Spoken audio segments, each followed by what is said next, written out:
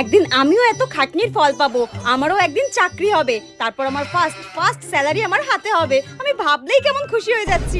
আর তারপর আমি আমার কিছু জেহেরেলি নাগিন আত্মীয়দের দেখিয়ে দেবো আমিও কিছুতে কম নই।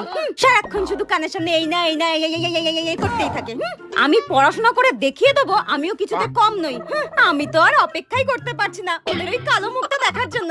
আমার মা বাবা কত কষ্ট করে আমাকে পড়াশোনা শেখাচ্ছে, যেটা চাইছি সেটাই চোখের সামনে এনে দিচ্ছে, আর আমি এইটুকু করতে পারবো না তাদের জন্য? এইটুকু না, আমাকে করতেই হবে।